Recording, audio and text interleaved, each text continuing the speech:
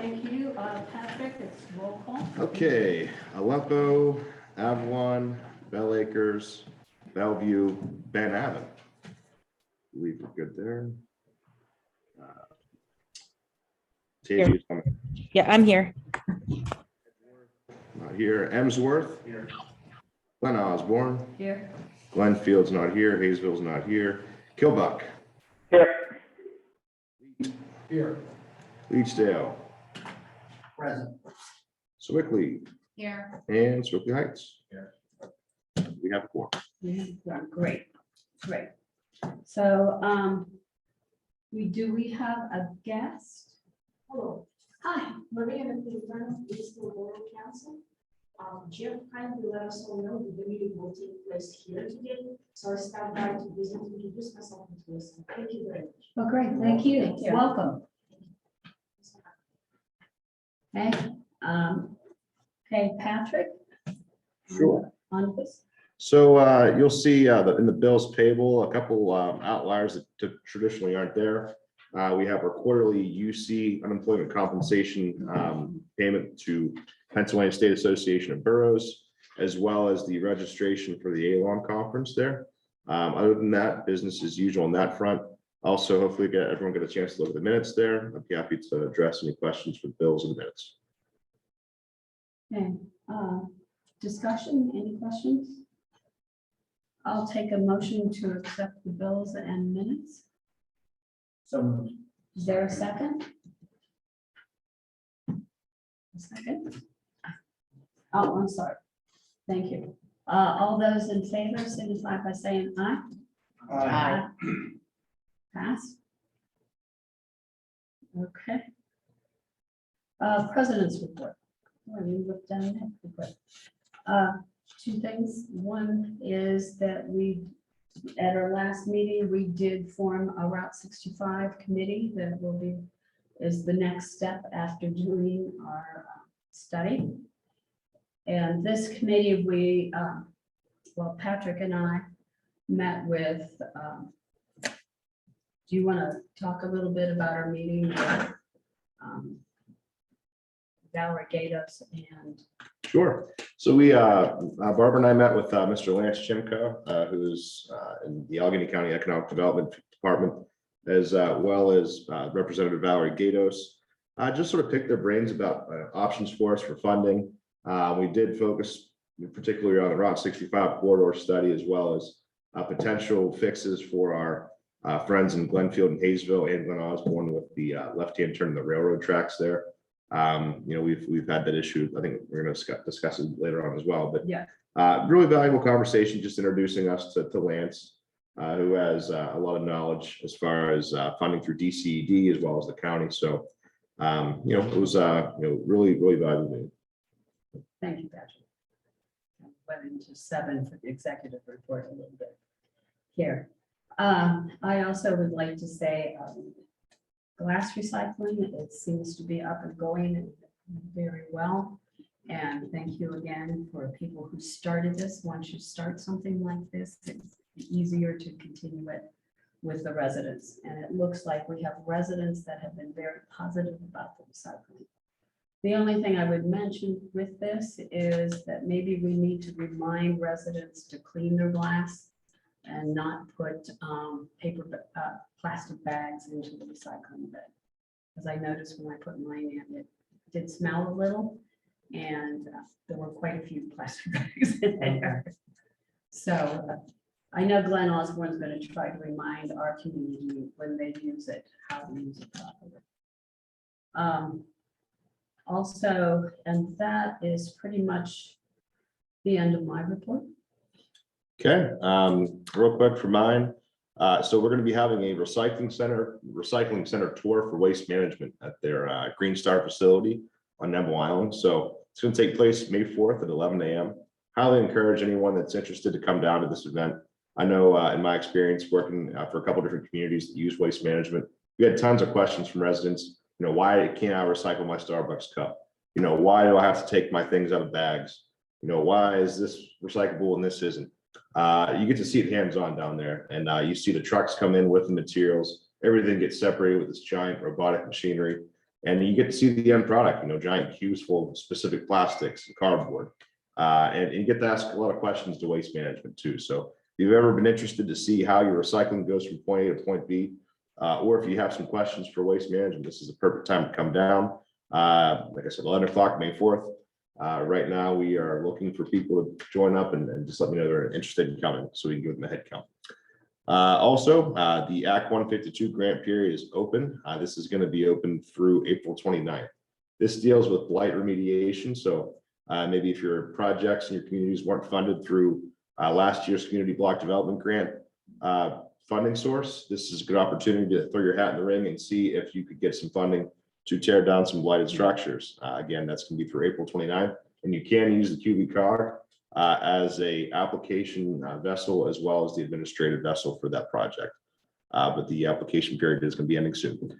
Hard to recycle event. I'm not sure if I mentioned this last month, but we were awarded another event at the Quaker Valley High School, July 23rd. So similar to last year's event where you need to register if you're interested in participating. So all that information is on our website. I encourage you to send people there or just take the information from our website, stick it on your websites. Like I said, we had 250 people, I think, last year registered to participate in this event. And it's quite a work of art that they do down there as far as the efficiency, and they know what they're doing. They do a really good job at PRC.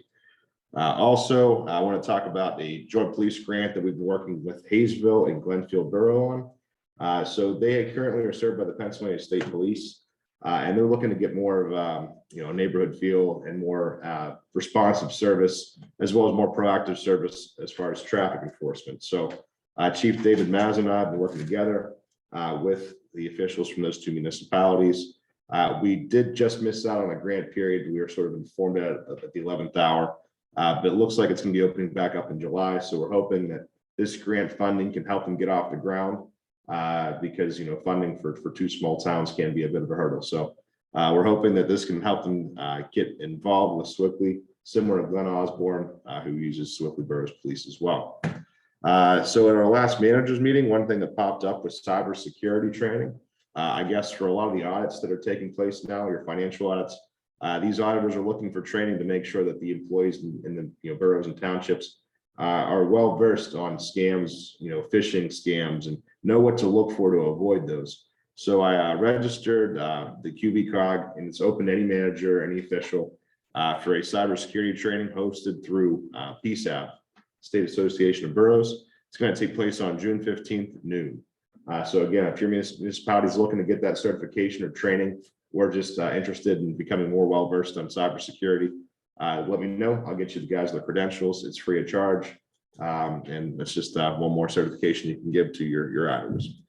One more thing, we have a couple more things. So Hayesville and Glenfield have been working with Senator Devlin Robinson and the QB cog to get a speed minder sign on Route 65 right before that left-hand turn across the railroad tracks.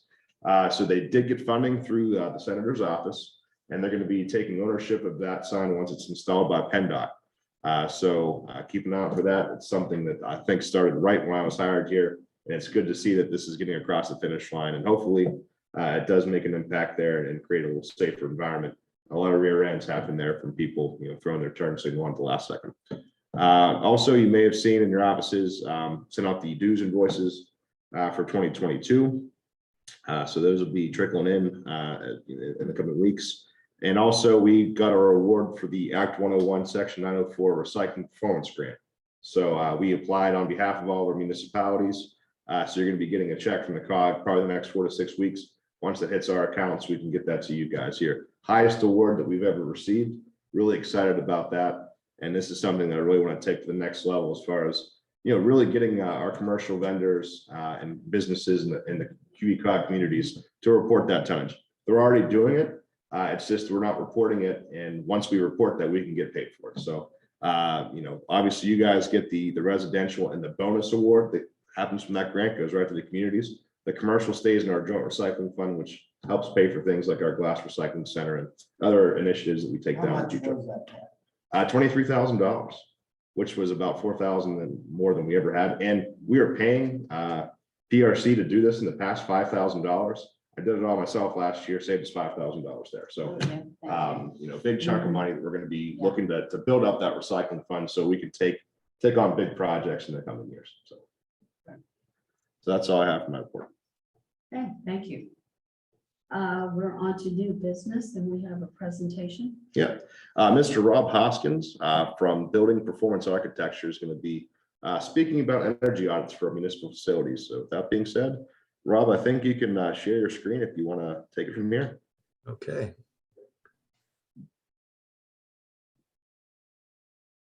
Is that coming up for everybody? Yep. Great. Okay, yeah, my name is Rob Hoskin and I'm with Building Performance Architecture. We're an architecture firm in the Pittsburgh region, but we specialize in energy efficiency for buildings. So kind of a natural fit to do this presentation for you.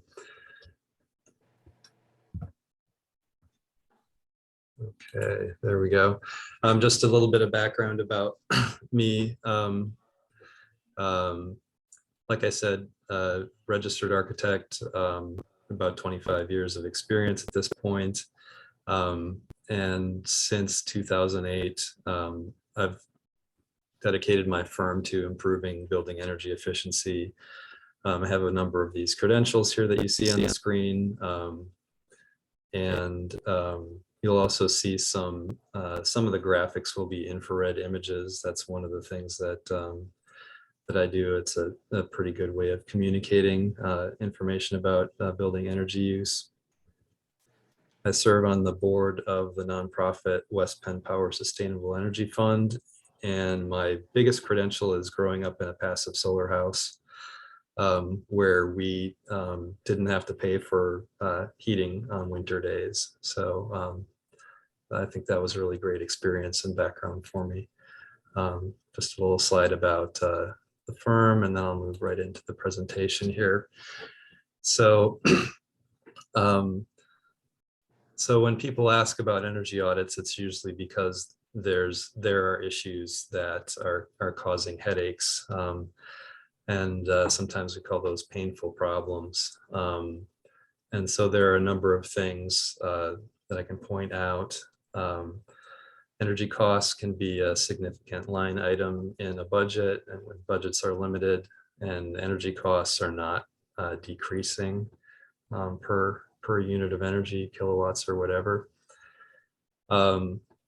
And interestingly, the average building wastes about a third of the energy that's purchased for it, just due to efficiency losses.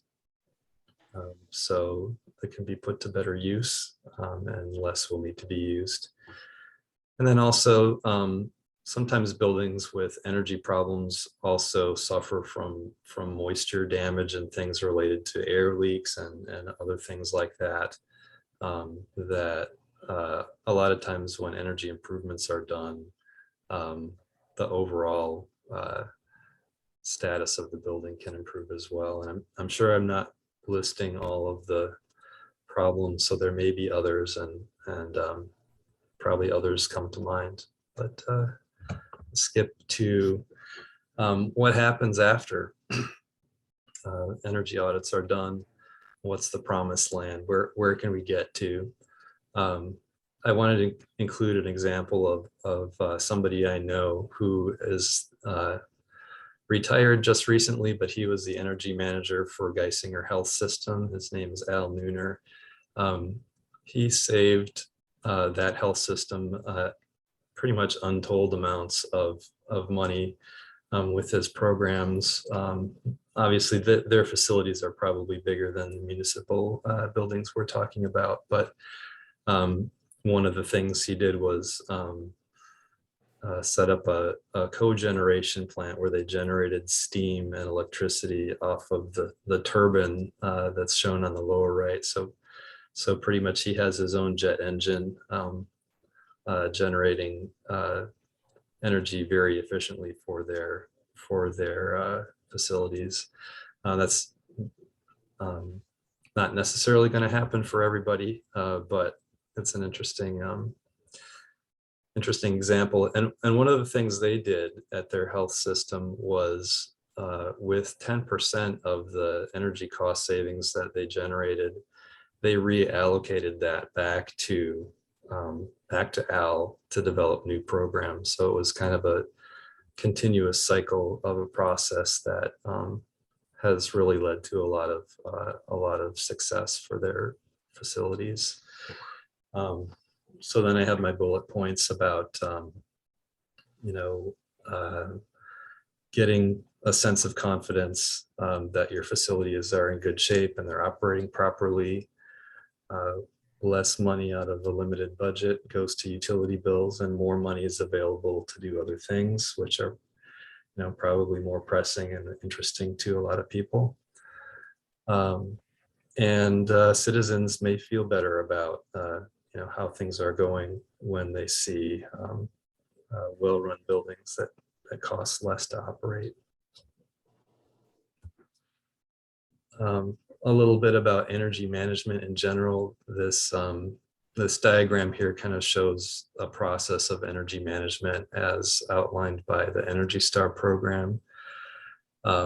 It's kind of it can be a cyclical process, like I mentioned with Al and the health system, where they kind of build on improvements over time. So the first step being to commit to a process of energy management, and then comes the initial evaluation, which is the first step of an energy audit, looking at utility bills, benchmarking the building against other buildings to see how it compares, and a site visit to assess the building.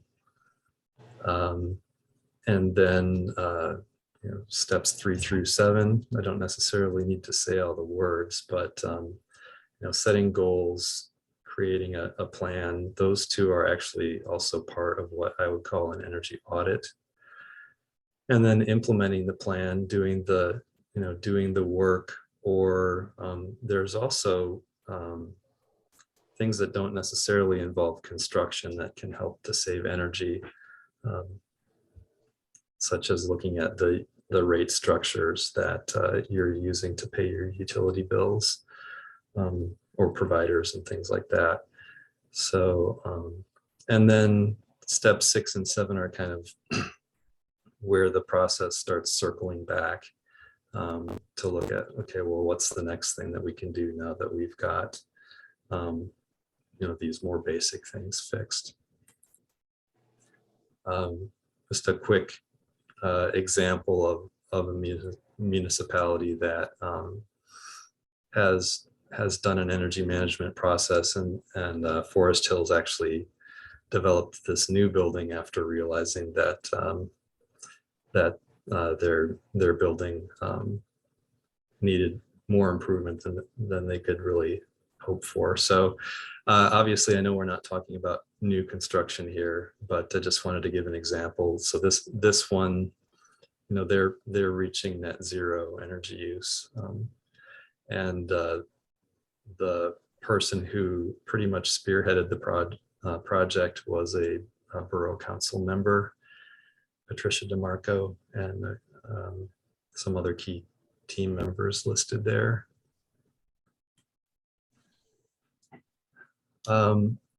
So in order to help to prioritize and help borough make decisions about what to do first, we'd recommend doing what I call financial grade energy audit. And that involves doing estimates of energy savings that can be achieved for a particular improvement, and then also doing a cost estimate for that improvement. And with that, you can generate the return on investment and start to rank your improvements that way and decide which ones you want to do first and things like that.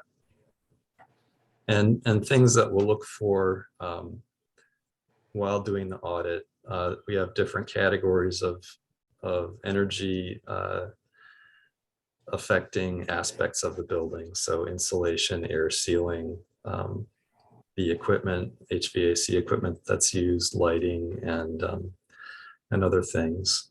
But I also wanted to get to, in addition to what I specialize in as an energy auditor and architect. At a deeper level, these audits, the ones that go best are the ones that that there's a team that has dedication to facilities planning and the financial management of the facilities, because those things are kind of informing the core of what gets done and how it gets done.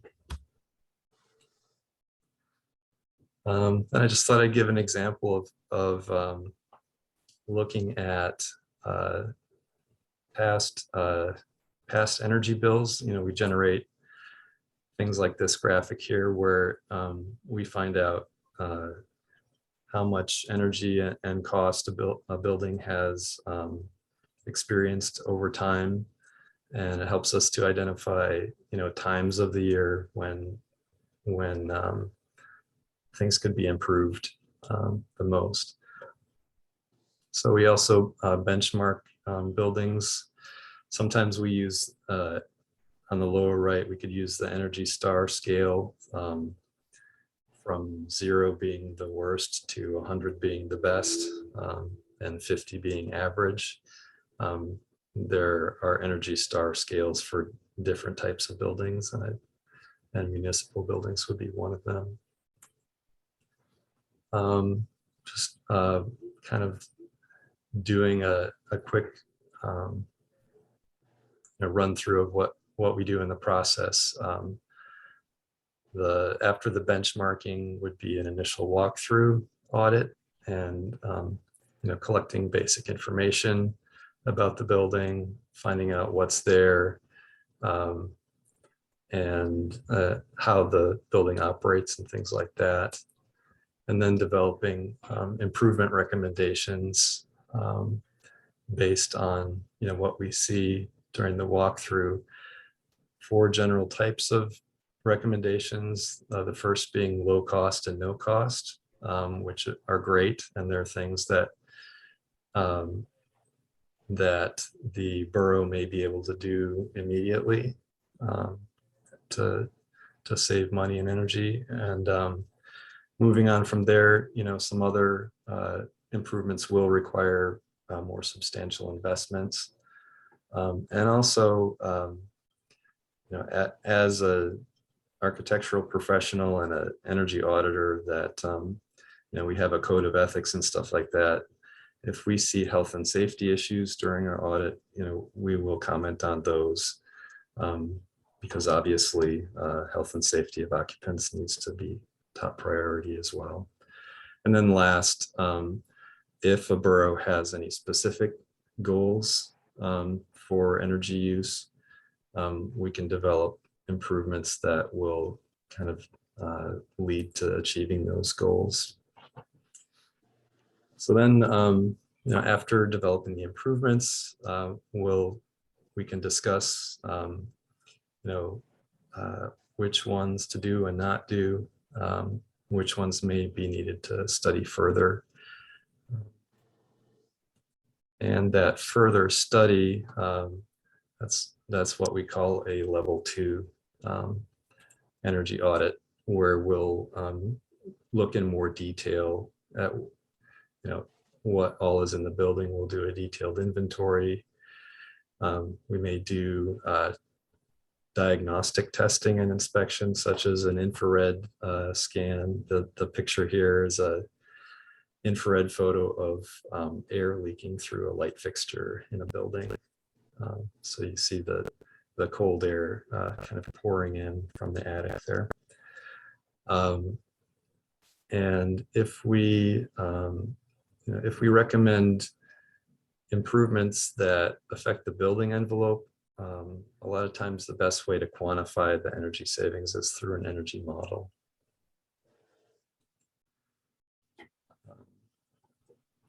And the last part of the level 2 analysis is the financial analysis. And Patrick really wanted me to mention savings to investment ratio.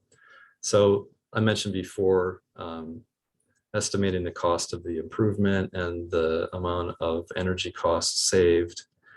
You can develop a return on investment, and something else called the savings to investment ratio measures the return over the expected lifetime of the improvement. And so anything with a number of 1 or higher on the savings to investment ratio means that the improvement will pay for itself over its expected useful life. So if you can get above 1, that means that that you're doing pretty good in it, and your measure is paying for itself. It's great when it can pay for itself more than once. And then the last part of the presentation here is about funding. So trying to give some practical examples of places to look for funding. And I usually start here with the, they call it for short, the DESIRE website database of state incentives for renewables and efficiency. You can search by zip code, and they have state, federal, and utility programs. When I typed in 15143 zip code, it cranked out 63 opportunities. And those are basically all the opportunities that would be for any building in the zip code. So there's not all of them are going to work for each project, but there's usually 2 or 3 that might help. And I, based on looking at that, I did find the PADCED Economic Development Local Government Capital Project Loan Program. So this is specifically for building improvements for local governments. I don't know what the populations are of all the boroughs in your council, but this is for 12,000 or less population. And they do low interest loans up to 50% of the total cost. So I was glad to be able to find that. And then Duquesne Light has rebates that they provide for energy efficient improvements and devices. And the commercial and industrial program also includes local governments as being eligible for rebates. There are the sustainable energy funds, and I'll share this presentation so you'll have the links here. The West Penn Power Sustainable Energy Fund, they have a service territory restriction, but if a component of the project is, say, manufactured in the West Penn Power Service territory, the project may be eligible for funding. And then this other sustainable energy fund has gone beyond its service territory limits, and they focus on loans for projects. And then, yeah, I think this is the last one, the National Energy Improvement Fund. So I've worked with them in the past. They have revolving loan funds, and the catch on this one is that the loan applicant has to use a contractor that's been qualified through their program. So just some examples there, and I'm sure there are more out there, but just letting you know that that they are. So that's all for the presentation, and happy to. Any comments or questions? Yeah. Thank you very much, Yes, Rob. thank you. What I'll do is I'll reshare this with the group. If anyone has any questions, they can just reach out directly to you, right? Yes. Perfect. Thank you very much for the presentation and the resources there for the funding. Okay. Thank you for the opportunity. Thank you. Next on our agenda is the police service and mutual aid agreement. Yeah, so I just want to let Marty take this one away here. He brought up that might be an opportunity to take a look at the police mutual aid agreement, which was passed in 2009, just to see if it needs updated and to see if other communities might be interested in joining it. In my research, we found out that there's a mutual aid agreement signed, it was executed through the call in the state of 2009. And by memory, if I go correctly, Bellevue's in it, Avalon, Iowa Township, who covers a lot of municipalities, like Bennett and Langston, Swiftly Hills and Killbuck and Innsworth, so they cover Milwaukee. Then it comes down into the Swiftly area, and does, then it does Swiftly Heights, Edgewood, Valley.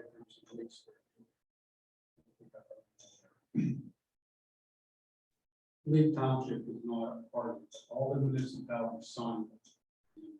Lee is not. Nobody knows why. And it did replay, at least nobody told me why. It replaced, according to the file, Edgeworth. There was an agreement in 1993 that had Swiftly and Swiftly Heights and L Acres, Eastdale, and Edgeworth, and Lee. So there were 6 of them. And that was in 93. I don't know what was before that. This is the kind of agreement that, again, I don't want to play lawyer, but if Patrick has a copy of it, but it says that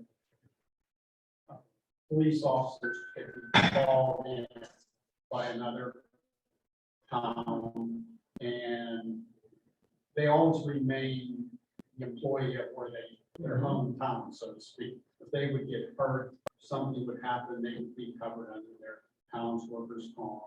And each everybody waives liability on the other town. And if you go into a town, if you're called in, you're under their command, so to speak. You have, if you go there and say, we need help, well, you're under the command of the town.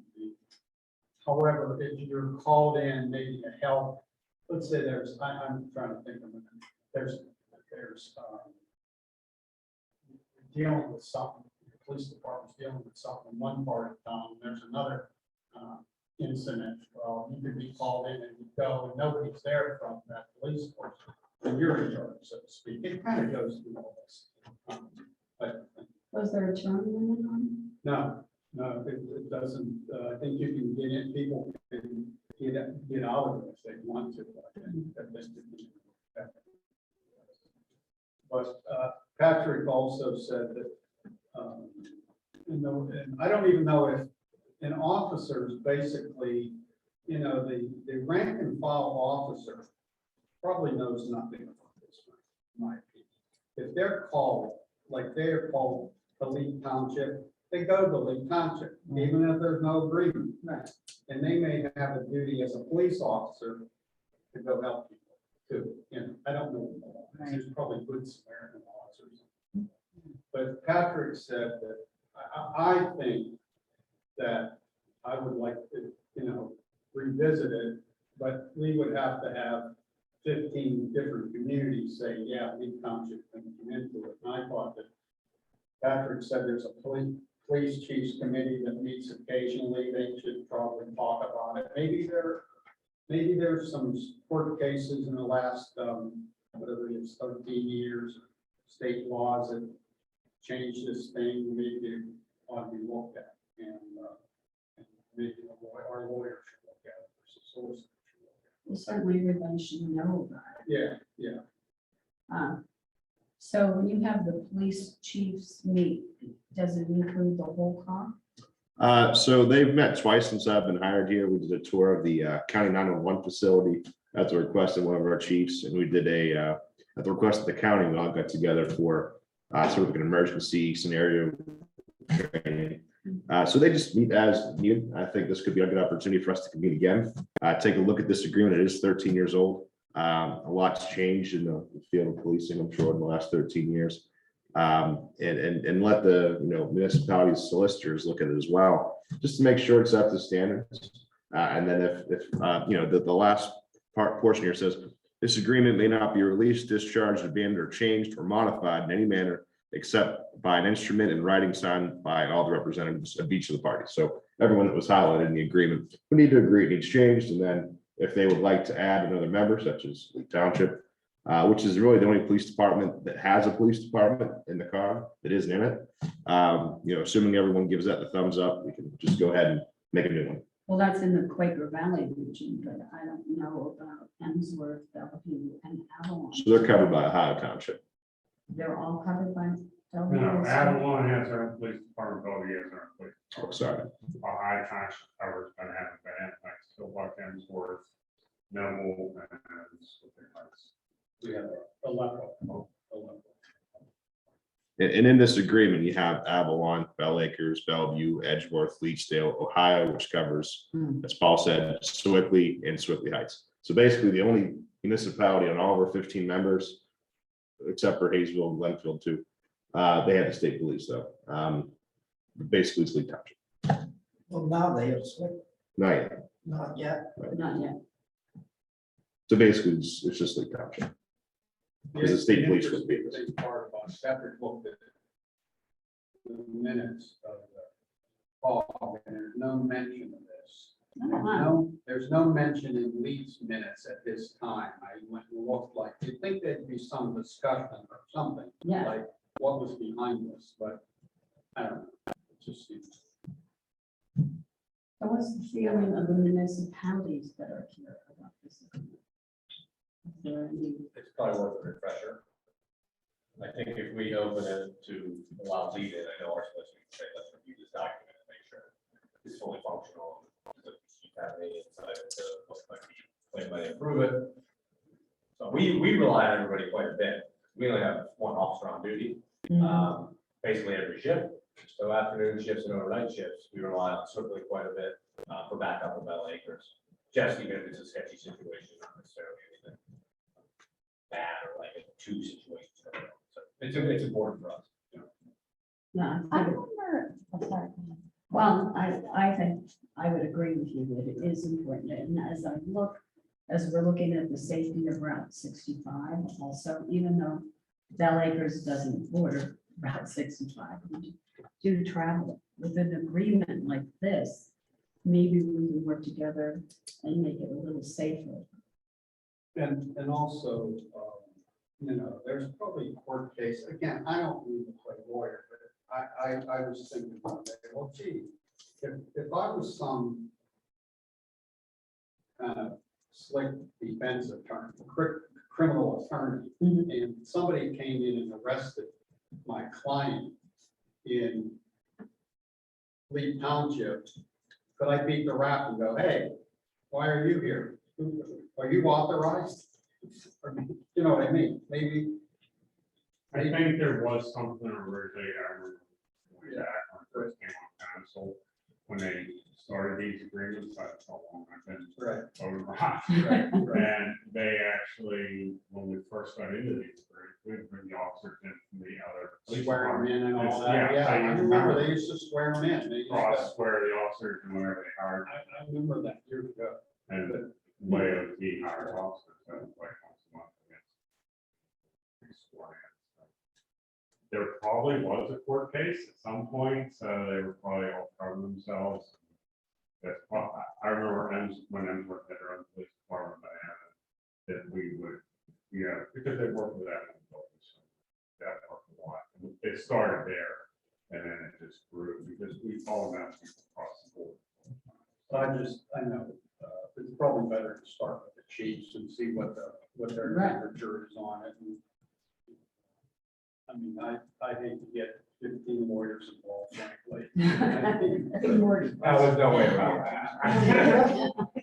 Leak and Leak still have an agreement unto themselves, some. I believe never we do. saw it.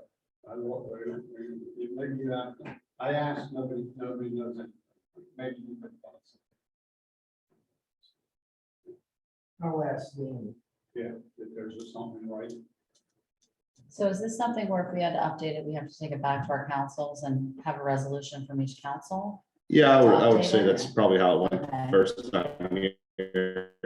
Everyone signed off on this, you know, you have the manager and the president, or, you know, whoever's the delegate for your board or council. So Okay, I can see like Marty signed this with Joe Hepp in 2009 in Edgeworth. So yeah, this was something that, you know, you're gonna have a resolution probably saying you're participating in it. We just make sure the language is up to date. And make Sorry to sure. bring it up, it'll be on the agenda 3 years from now. I hope not.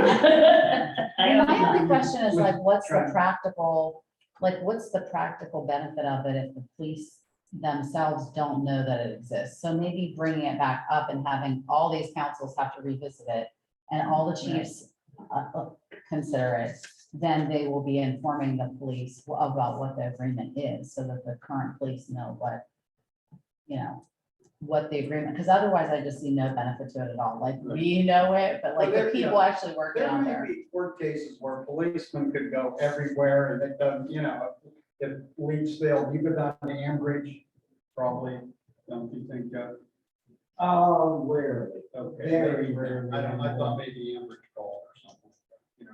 No, they usually get Harmony. Okay, okay, they probably have their own. deal. Yeah. But how I does don't know. 911 work? Because it's what the gets called. Swiftly does back up Yeah, us and we back up Swiftly all the time. but I think, I would agree. I would think it would start with the police Mhm. and get their information on it. There's a lot of new blood in the Yeah. police Yeah. departments here, so it could be a good opportunity if there is new thoughts, new ways of doing things to infuse it in there, or maybe, like Julie said, it could be an opportunity to disband this if there's something that is on the books that Right. it takes precedence. I don't Oh, know. and you know- These associations that belong to, like the chiefs of police, Pennsylvania State Police, State Chiefs Association, or the Allegheny County, they probably have agreements or prototype Right. things or something like It that. could be Well, and you years. know what, I'm just remembering now that with the conference, at the ALOM conference, I think I met the police chief from Leedsdale. Yeah. And- Yeah. And he was, yeah, he was great. And he was talking with Dave Mazza, our police chief. And they had some ideas about how to work together on this like program about bringing a social worker on calls. If they want to work together, they definitely want to work together. So this would be another great way to just get them connected. Great. Well, I know, Leaksdale and Swiftly work together well because Michael Slonowski's a part-timer. Okay. And we both know Dave Madsen. Yeah, okay. Yeah, we do have a lot of part-time guys that I think overlap with a lot of other forces. Okay. Any other discussion about this? I think Patrick, We have a motion to the police chiefs. I'll entertain a motion to take this to the police chiefs. Is there anybody willing to make that motion? I'll make a Marty? Second? Been made in second. All those in favor signify by saying aye. Aye. It's passed. Okay. Instead of glass recycling, I'd like to do both you and Julie, unless there's something you want to add to the glass recycling. Just real quick before that, there was that legislative map update or. Sorry. So I think it was brought up at the last meeting, just how the legislative and senatorial districts, were allocated with this new redistricting in 2020 through the census. So more or less, you'd see that summary here. Some of the changes, before we had 4 House districts amongst all of our 15 communities. Now we just have 3.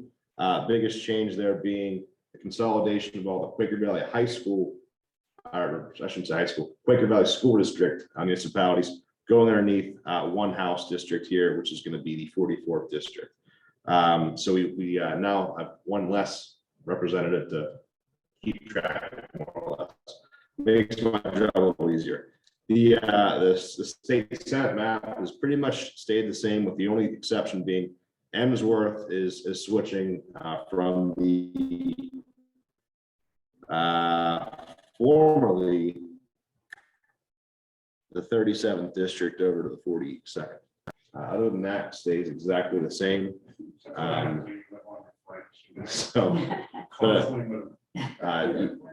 you guys can check out the maps. It's really interactive. It uses GIS here for the Beach District, and it's pretty neat. So if you have any questions about that, check out the website. I just want to make sure you guys had this because there were some questions at the last meeting. Thank you for sending that out. Okay.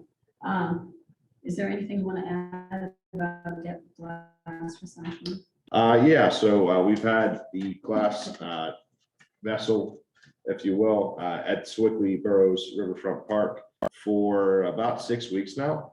We've had 2 pickups. So the first pickup was on March 21st. It was about 9 days after we had there. Real big rush. I think people were just saving their glass and needed a way to get rid of it, right? And then it was about almost a full month until the next one, which was on April 11th, which had 4.11 tons. So we have about 7.5 tons of glass collected since it was launched, and the beginning of March 12th. So I think our calculations, our estimates of having 1 pool every 2 weeks with these 2 dumpsters, we're going to be probably having by the summertime is probably a good estimate. I want to wait 1 more month to make sure that everything's lining up as far as these calculations. But I think by the next meeting, I'll have some template resolutions for you guys to take a look at, as well as those calculations. Those calculations aren't going to change. Pretty much what I gave you guys as far as those monthly contributions for this program, for the participation in your communities, it's going to stay the same. And I'll have those resolutions for you. So by the time, let's say June comes around, hopefully we have everyone with the resolution, the buy-in, if you're so inclined, and we can start to move forward with this, two vessel, solution for it. So everyone has access of like a 7 or 8 minute drive for many communities. So if you have any questions in the meantime, please reach out. But obviously the flyers are out there. If you guys want some literature on it for your communities, I'd be happy to give that to you. But so far, it seems like it's working pretty well, and I'm excited for that. Have you heard of any issues? Any issues with drop off? Or I haven't heard anything from Donna. I haven't heard anything from anyone, and I haven't heard anything from Michael Brothers as far as contamination, which is always a good thing. Now Barbara mentioned those bags and things. We want to, make sure people aren't doing that. Michael Brothers is a very good partner to work with.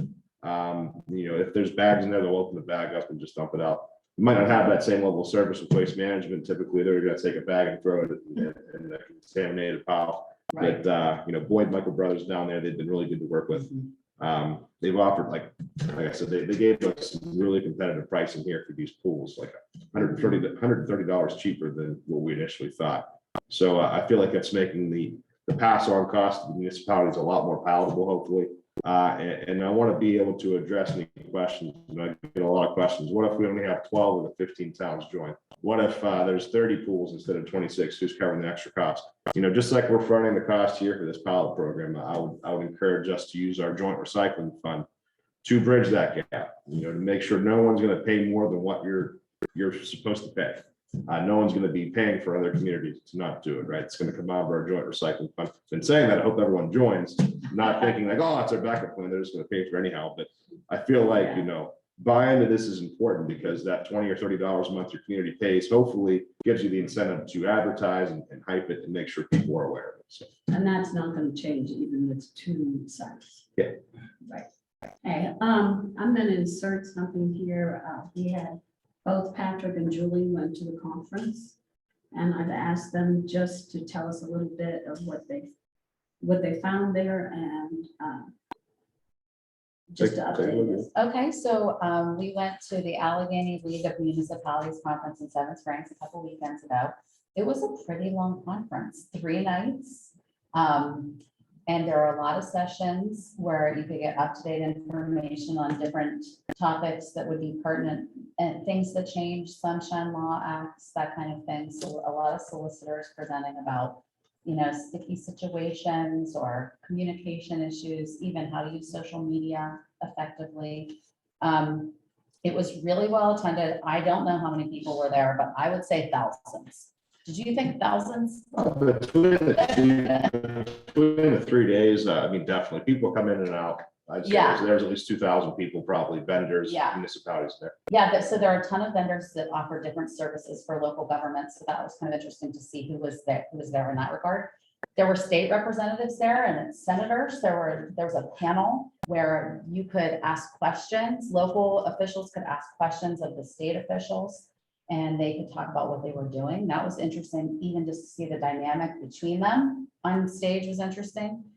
There's a panel for county council where they talked about issues they were working on. But I would say the biggest benefit of going was to be able to network, share ideas with other people who are interested in working on the same things. And even like I was able to make a connection with somebody from county council on sustainability issues. So it was just great to find like-minded people. So yeah, I would recommend it for anyone who's interested in going in the future, even if just you went for one night, you wouldn't even have to go the whole time to benefit. Thank you. Yeah, I couldn't agree more. I mean, networking is the big thing up there. I think I went last year. It was, pretty sparsely attended, I think, compared to this year, just, rightly so, pandemic really had its peak back then. But one of the big takeaways I had, there was a panel about a social service shared like officer system in Hampton Township. And more or less the social worker and her team would go out on calls for the fire department, EMS, and police to help deal with those incidents where, those first responders aren't trained to help mentally deal with someone that just lost their home or someone in a crisis situation, right? A domestic abuse situation. Those social services go out on a call to help mediate the situation, to give those officers a resource. So they're not the persons in their ear telling them about how, they were in a domestic abuse or their house was burned out. The firefighter needs to go out there and put out the fire, and the police officer needs to make sure everything's safe. So it was just really innovative. It was neat to see those police officers, the police chief, and the township manager say like, yeah, we were pretty skeptical. We didn't know how this was going to work. They said it's been the most valuable thing that they've been able to implement in the last 30 years in their town. So I think there was some real interest from a couple of our police chiefs and sort of poking around, seeing what would be available for that. And, however I can be of help to just get people in the same room to see, is this a possibility? Is this an option for our community? So that was really neat. And it was also a pretty good panel about social media and hybrid meetings and Zoom and, how you deal with the public in that platform. So, the networking is great. There's courses available for everybody. There's probably 3 or 4 different courses available in certain time slots. So you can kind of just take what you want, make it valuable for you as an individual. But yeah, really, really well attended. Had a good time.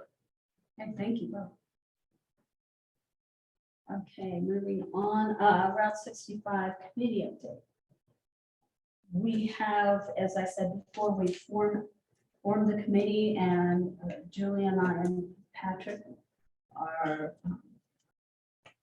more or less the executive of that committee, the executives of it moving forward. And the committee does have representatives of most of the municipalities up and down Route 65. We are looking, first, we're going to be talking to individual representatives, to all of you. We're going to need an intergovernment agreement from each municipality to move forward to develop a plan. And then we are looking at grant money, maybe to help us develop that plan along with PennDOT. So that is our long range outlook at this. Just one thing to add. I did hear back from Devlin Robinson's office that he's interested in being a part of the committee. So if we need, I think just strategically, if there's anyone on the fence, if there are any councils on the fence about joining our agreement once we get to that point, it may just be beneficial to be able to share that Val Gatos and Devlin Robinson are both on the committee to show that the value of the project is high, and that there's real interest in going for funding for it.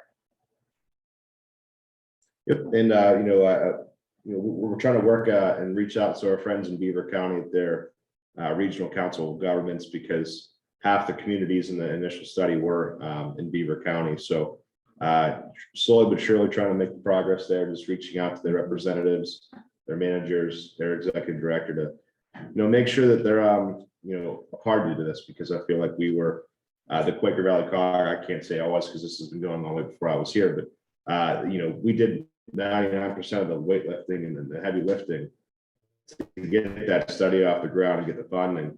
But to really make this come to fruition, we're gonna need buy-in from them too, just as much as us. So, obviously this is gonna be a long-term project, but we wanna make sure we get buy-in from everyone. So, Not only that, if you've not read the study, look towards the end of the toolbox, it is on our website. And You know what, it's long. It's it's very long. 180. So pages. what you should do is go to the end where there's recommendations for local governments. Just read that section. If you don't read anything else, just read that. But secondly, if you read that and find it interesting, the second thing to look at is a toolbox, which the urban designers put together to give options for various problems associated with Route 65. Like traffic calming strategies and like increasing pedestrian safety strategies that you could use right now if you were gonna make any changes to your streetscape. So those, I think, are the two highlights if you're not gonna be able to read the whole thing. Very practical. Yeah, And practical. easily not costly. Things that can be done right now. Barbara, do you remember a long time ago, there was Martin, so there you was Route say 65. Remember we did a Route 65, it was like. Beautification plan. Swiftly and Osborne. Yes. Yes, we did. And I'd like to see a copy of that. That ought to be, at least, it was made and then it just kind of. But what I had learned about that was that Edgeworth did implement part of that plan and the other municipalities involved didn't. Glen Osborne did. Glen Osborne did, Some of okay. it.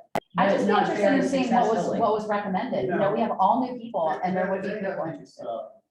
I forget what they Diane called Williams. them. They were like, Okay, I forget what they called, some name, like brainstorming and people, we went to the library and. We did. And I forget what they called it. yeah, So people, I'm just telling you what happened. So Yeah. people said, that, yeah, well, they're talking, and this was over a couple Saturdays and coffee. They're like, it'd be nice to utilize the river, but the river is so, the banks, when they put the railroad, it used to be more. Right. When the railroad was with Route 65 no railroad tracks, and then they put 65 in with Byron Boulevard, and there's hardly any riverbank. So they're like making up, be nice to utilize. So in that plan, there's supposed to be a floating dock all the way from Edgeworth, all the way up through Osborne on the river. Now, I have no idea, there's no cost, in it, you know what I mean? Right, it was just a wish, Yeah, yeah. pretty much, but, it's in that plan. It's like, Yeah. okay, but the thing with the plan was, there was a lot of engagement. There were people very interested in doing something for riverfront and making it look nicer. And it with, just never, with a lot of plans, it right, becomes a book and it goes on the shelf right. and it's never So taken it's off supposed that to be shelf. like an observation tower somewhere to look at the dash of the box and things. Right, they did It some was- of that with the river, not quite there, but some of the initial thoughts were there. Right. But it's still there, it's still on the bookshelf in Glen Osborne. Diane Berlin probably can find it for you. Okay. Yes, and that, as we all know, in government, that happens to a lot. We have to do a study first, and then we have to find funding next. Which is our hope, we've got the study. And what we don't want it to do is go on the shelf and not be looked at with so many other studies. Because that boulevard really is unsafe. We all, even though it may not go through our municipalities, we all at one time or another take it into the city or take it wherever we're going. And we all know it's not safe. It's not pretty. It doesn't have a gateway to our communities. But there's simple things that can be done to make it safer. And this study points out some of those aspects. And more would be done. You know, the other thing I'd say about what's hopeful about the study, in my mind, when I think about it, is that it was partially funded by PennDOT. So because PennDOT put some money into it, it shows that they do have some interest in making changes. Okay. Any other discussion? Okay. We'll go on to the CDBG status report. Just real quick, a lot of projects are wrapping up, which is great, and bid and awarded to a company or been given notice to proceed. So really good news there. And I think in the next couple of weeks, we should get the word on what the CD 48, which is the new cycle of projects, which projects have been funded. So that's going to be exciting. So all good news in that front. Okay. At this time, Patrick, we do a roll call and any discussion, anything to be other concerns by delegates. And I actually think this is an important part of this meeting. So Tavia, you're up first. What's new in Ben Ave? So our finance chair asked me to again bring some concerns regarding the salt orders. And he just has a general concern with the quality of service that we're getting, that we have to place, that we have to purchase 80% of our forecasted need for the upcoming winter. And then he thinks that's a huge commitment, and unfairly shifts the risk of weather onto the customer, so that even in mild winters, the supplier is guaranteed revenue and that is funded by the taxpayers. And then there's issues with the on-time delivery and often the quality of the product. They get salt that is dirty and clumpy, but they can't turn it away because if it's already late and we're low, we have to take it regardless of what the quality is. So I've told him I would pass that along, his concerns. Yeah, so everyone's part of the SHACOG agreement here in this cog. We get that SHACOG pricing, which is actually lower than CoStar's pricing for the salt purchasing. I think this year everyone had their horror stories with this cycle, just because I think like everything else with drivers, they were in short supply for deliveries with I don't know who's the delivery company. I think it varies, but that's something that was pretty bad all the way around. So definitely hear your concerns there, and especially with the bad winter we got too, that just made things even worse. But definitely hear those concerns. I encourage everyone that does have issues with those, please send an email to our representatives at SHACOG as well as me to make sure that we have documentation of delivery issues or quality of the salt, just so when it comes around for the next contract, or whatever the case might be, we have some documentation to sort of go back on there. So that's really the suggestion I have, is everyone that has those issues, please let me know. And if you don't let them know directly, I can forward those over to SHACOG. So we use a CoStar agreement, and we use this Three Rivers aggregate that delivers to us. We rarely have a problem. They're consistent, the drivers are good, order turnaround is very good. It's an emergency situation, they'll give us a truck, even if they have to push somebody else out of the way. We have a good relationship with them. Originally, SHACOG had a 3-day turnaround in their contract. We went with CoStar's for 1 year. That's my time. They had a 5-day turnaround. They don't push to the end. So we went back to Shay. But as far as quality, there is a clause in the contract. But you have to go through SHACOG. You take a sample of the salt. There's specific specifications in the contract. You take it to the lab, have to verify as to the quality, matches the quality that's called for in specifications, and then you still argue. One of the municipalities, I noticed it several years ago, they got a little bit of money. It's not. And part was too, I think this year was because the past 3 years have been so mild, Cargill had a stockpile on Neville Island, but they gave that stockpile up this year, so all of our salt came out of the list. So that, he talked to the drivers that drove up, they said there's only so many times you can put it. Be amazed at something new. It was a long haul for them to get to us from wherever it was. So, I think Cargill's a surprise. It was a rough winter, very condensed in a short time. But it's a shade cog issue. It's not ours. You have two choices, shade cog or fix. That's your choices. All right, anything else you wanted to bring to the group, Tavia? No, that was all. Thank you. Thank you. All right, Paul, you're up. Okay, Barbara? Oh, yeah. Before I came here, I received many emails over the last 3 days on what we've been not picking up in Glen Osborne. And I did what one of the residents sent me when she called Waste Management. She sent me the detail of the whole conversation, which it's short, so I'm going to read it. Catherine, do we have a guesstimate when or if our garbage might be picked up this week? Timothy from Waste Management. Good afternoon, Catherine. Timothy, I would be happy to assist you with your request and understand your concern regarding your service status.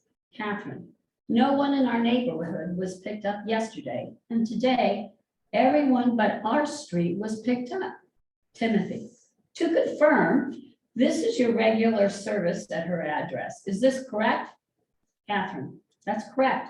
Timothy, thank you for confirming your service address. Please hold while I locate your account and service information. This will take no more than 8 to 10 minutes, and I will be back. Catherine, thank you. Timothy, thank you for your patience. I can now understand how frustrating it is not to receive service when expected. I apologize for this experience, and I'm happy to resolve this for you promptly. Due to unforeseen circumstances, we are unable to service your area on your usual day. We have already scheduled a driver to come pick up your items, maybe tomorrow, maybe the next day. I don't understand why you didn't come today, said Catherine. I was told yesterday that they would come today. Timothy, we were not able to service your location. Catherine, also, why would they pick up 2 streets in my neighborhood and skip us? Doesn't seem very economical for your company, for starters, waste of manpower and fuel. Timothy, I apologize, but I don't have the answer to that question. And this is the frustration that our residents are receiving. And still, our garbage is not picked up. Yeah, so I'm assuming that's probably like an agent she was chatting with on like an instant message. That wasn't an agent, but I have a suggestion. They pick our garbage up from Ambridge, Pennsylvania. That's where they come up. And yeah, your residents should call. Yeah. She can call Ambridge and pick up, and there's a dispatcher there. actually, we have, and I've called that dispatcher. That's not that. That's not my individuals. They're given a different number, but they also do call us when they get this kind of response. You can't have all the people calling, but your office called there. That, they know what. they'll Well, send the truck- office has called, They'll and send the truck back, or they'll, they have not. They have not, and it's been because free. we used to call and go, hey, you skip somebody, and they'll go, okay. I know, sure, but we'll have, whatever's they'll going call on. the truck and they'll get it on the way back through the ambulance. right, we have that number. Thank you. I think call. you have to have a report with that dispatcher, really. So you know how we have our procedure that we're supposed to follow so that we can ding them financially for all the things that they're doing wrong? Yeah. Could you make us just like a little easy 1-pager of what it's like to give to the resident? What should the resident do when they have a problem? Just one little 1-pager that our managers can, even if we mailed them, or even if we posted them somewhere, or put them on a Facebook page or something, but I know Waste Management did not pick up our recycling last week. And the very first thing my husband did was called Waste Management. And I was like, listen, that is not the procedure. Like I told you the procedure. And I mean, I'm one of the only people who even knows the procedure, right? And my own husband didn't do it right. He had to call like for 3 days in a row. So if everybody is at least informed about the procedure, but still it did take them several, we had to attempt several, but they're not paying that fine that because we didn't go through the procedure. We have no documentation like that. I have no clue Right. that happens. I'm sure the dispatcher has no clue that happens. I'm sure the person they're talking to has no idea what they're talking about. So like, Well, I would say that we have called Markland. We have called the dispatcher from Ambridge, and we have been calling them, and so has Diane for. so Okay. I got two from Diane today. I can attest to that. And it's like, they are rapid, they respond quick, the emails from dispatchers. All needs to be email. Phone calls aren't gonna cut it. I have no No, I documentation. had of that. text messages from her, Yeah, from Ambridge, but if there's a problem, because I get all this stuff. But the, No, I- the resident called Waste Management, which is not the way we can handle a complaint right now, if we want to hold them accountable. They Well, have to actually, email. in Glen Osborne, because our poor secretary gets overwhelmed by Waste Management, and even if it's not picked up, it should be picked up by two. If it's not, she'll start getting the calls where this is all she does no, I feel, for days on end, I and get that. so what we did is say, and what Waste Management told us, is that the individual does call Waste Management. They do call these people, and, or we get texts from these people saying they're going to be late. But, yeah, you know, as a small municipality, this is frustrating. It is true that when you don't get what you want, the first thing you want to do is pick up the phone. It's not, you want to go email, you know, so when they call, or even if they call the borough manager and the borough manager says, you need to email that to me, because we need a paper trail so we can find them. but some of the residents, It's just, yeah, it's like redirecting that resident is, I'm finding harder than, I can't even get my husband to do it. yeah. There you go. Yeah, But, you know, the common thing, it seems to be like 99 out of 100 times, it's these small trucks, right? It's not the big trucks, you know, every once in a while, I'm sure big trucks misses recycling, but from my email chains, what I see from our, 13 towns that do this agreement with us, it's almost always these small offshoot routes that some driver's sick, or the truck broke down, or, it's raining, and then, who knows? And that truck route for all the towns is missing. And we get the emails every time the same day, when I was born, it's Wickley. It's like, you see it, and we can't find them, we can't hit them unless they're notified and don't respond to that notification within a day. They always respond. But They respond, but they don't pick up. yeah, so there's only so much I can do if I don't see it. but do they have to resolve it within a day or just respond?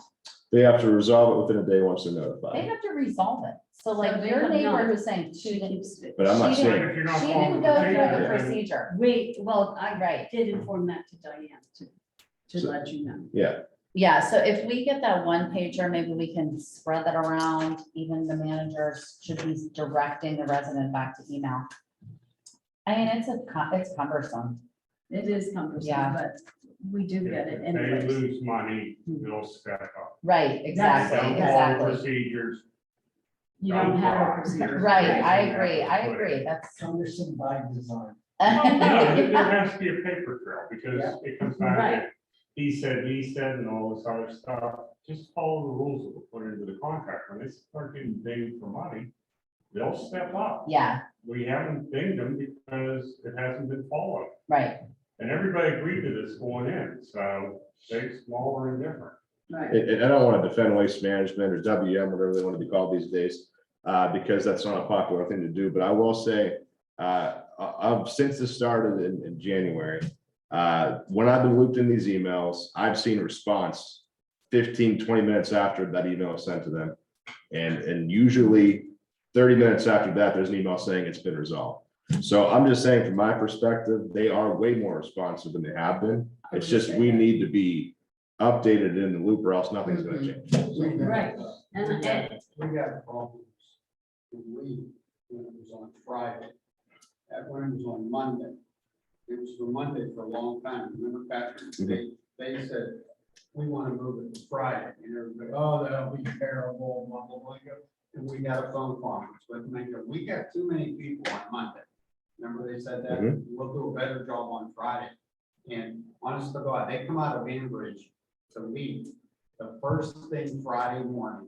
My garbage was picked up like 7 since January. So that worked. It's been better for us, but it's obviously, but I still say, Barbara, if you get if your secretary, Diane, if she can get a rapport with those guys down there, I mean, get to know them. right, she does. I mean, Yeah, if you, I don't they disagree. go through, it's a people thing, really. In my opinion, they'll say, Marty, okay, we'll send a truck down after, when they're coming down from, the Ambridge later, we'll zoom by to get this one guy who, I tell him the truth, you know, I said, you know what? They put their garbage out late.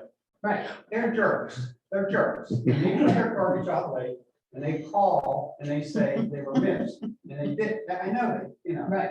So you just tell them and they empathize with you, we empathize with each other. And that's the way I'd like to do business.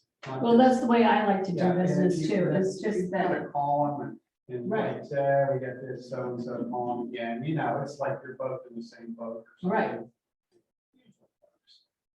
you're right, it usually works, but it just hasn't. Yeah, that 800 number, that Timothy, we can't talk to. No, but Glenn Osborne thought Yeah, that if we put it on to the residents, that our borough secretary was having trouble with all the complaints all the time. yeah, that's part of the job. So there you go. We're gonna have to put it back. So it would be nice for the residents to know and for, I agree with your suggestion that we should put something out so everybody knows the procedures so that when something happens, it's followed. I'll have something for you guys next month. Thank you. Thank you. And that's Glenn Osborne. Who's up? Killbuck. Anything, John Sebastian? No, nothing to report from Kilbuck. Thanks, sir. Lee, anything for you, Marty? No, Leedsdale, Jeff? nothing. Jolie? No, Nate? Our front road project should be wrapping up Friday. 67-foot aluminum arch culvert, replacing a 42-inch concrete culvert. So Robert, maybe go take a look. I know I told you about it. Yeah. Stream goes right through, no bottom, all stream bed. Oh, nice. oh, that's very good, no bottom to it. That's the future of culverts. I learned that at the conference. Guys did a really nice job. Yeah, that was fun to do the conservation. Nice.